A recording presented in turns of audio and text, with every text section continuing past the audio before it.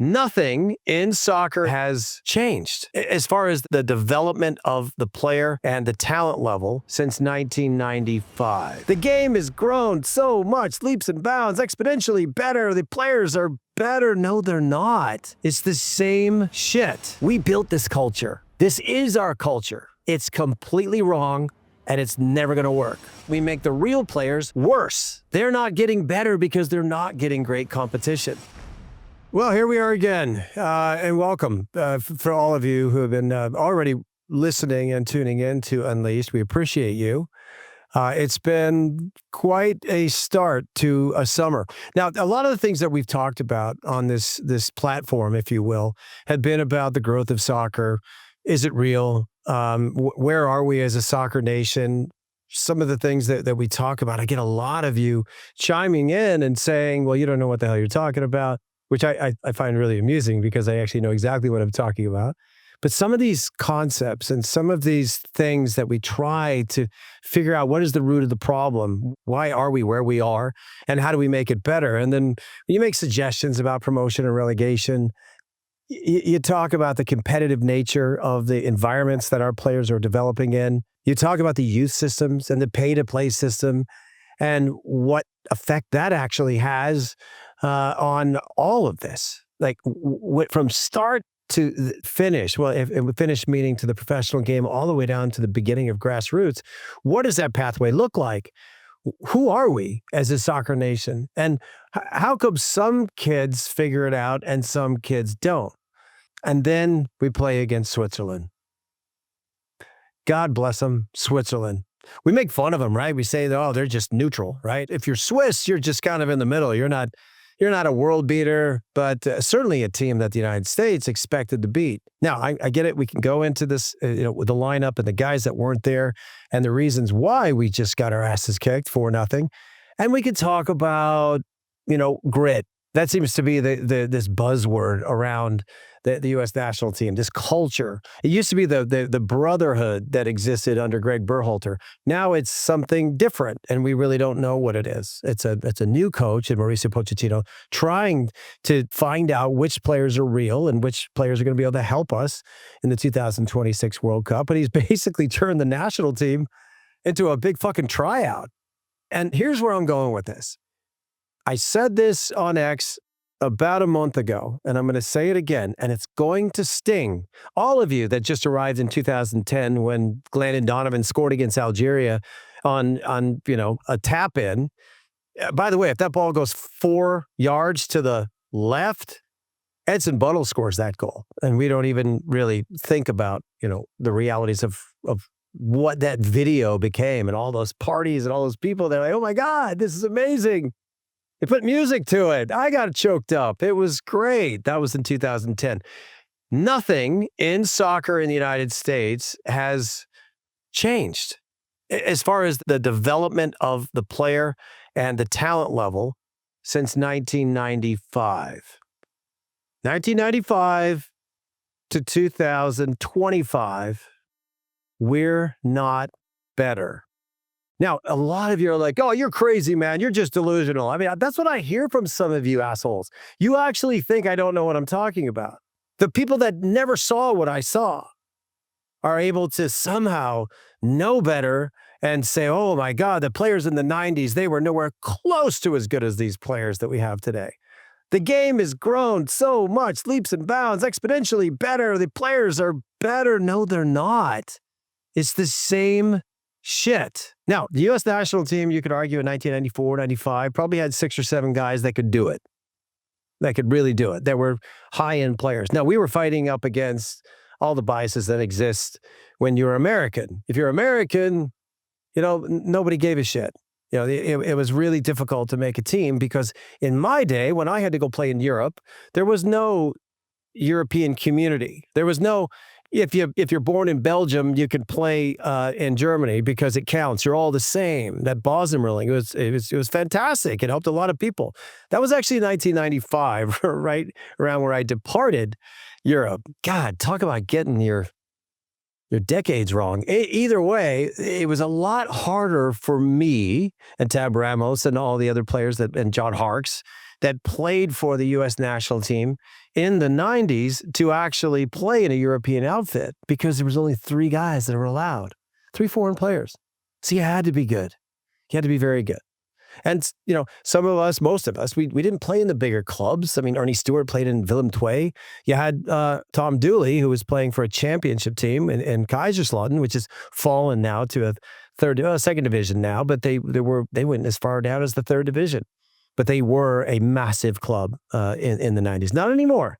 Now, if you look at the whole landscape of this, guys like me played in, smaller teams, Bochum and Saarbrücken in Germany. John Harkes never really made the big push. He was at Sheffield Wednesday, Derby County, but he did, happen to make his way to an FA Cup final. He actually scored goal of the year. Tab Ramos was at Betis, which is now having a resurgence, with new leadership and some new coaches and some new players. But Betis is a massive club. It's a massive club.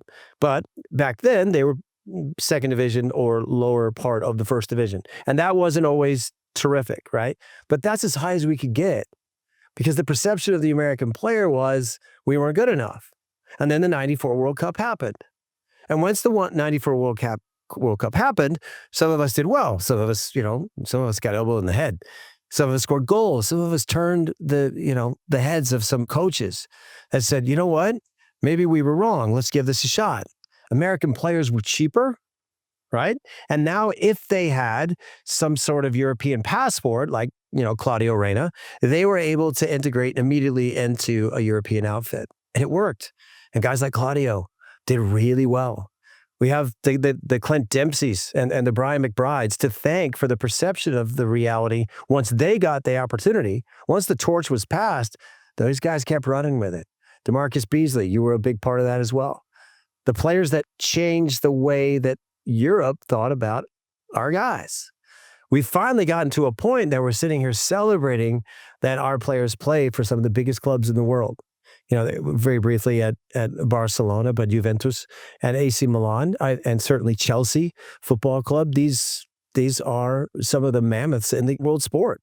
We celebrate that because it took us a long time to get to change the perception of reality and turn it into a reality for some of these players.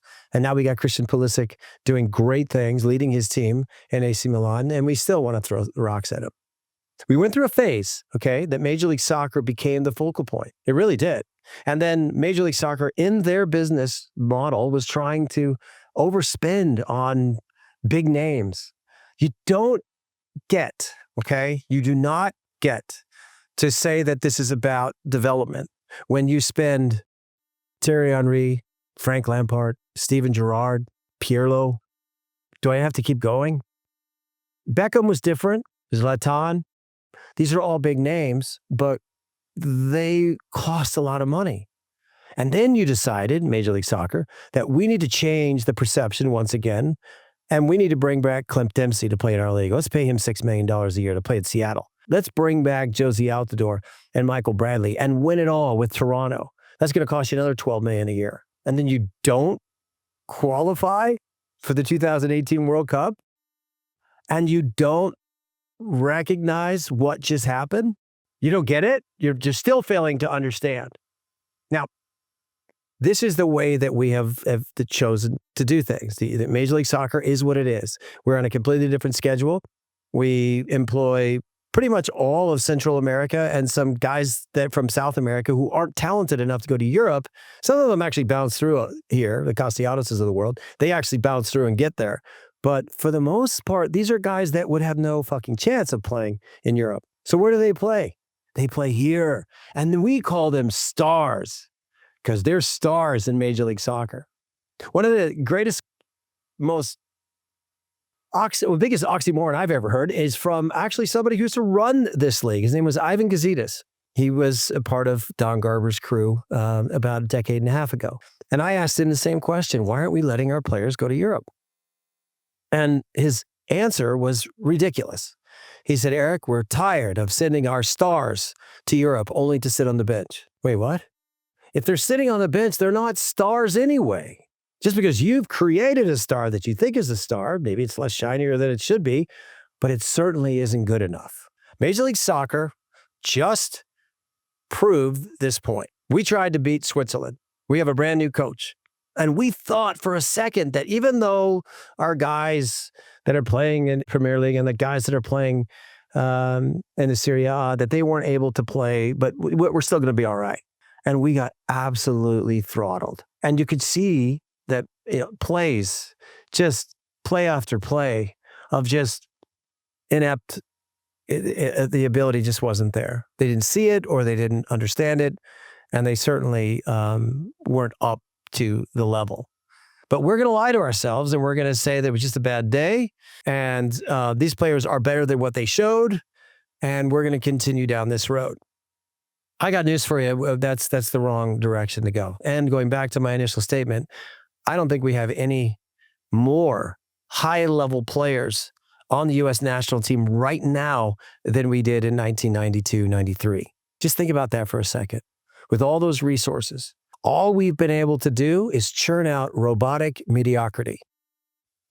But we convince ourselves that these guys can really do it.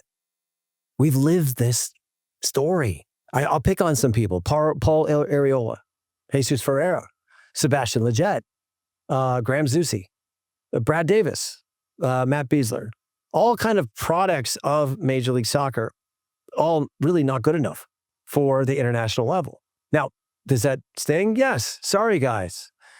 Some of you could probably actually look in the mirror and say, oh, he's right.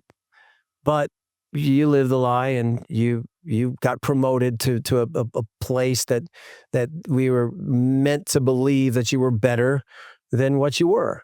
And that's not even your fault. You're a product of the environment that you were developed in. And we want to beat the likes of Switzerland. We need to change that.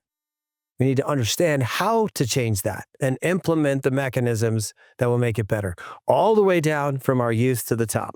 The pay-to-play system, it is what it is. The problem that the United States has, and the biggest difference between us and Europe, is we don't turn anybody away.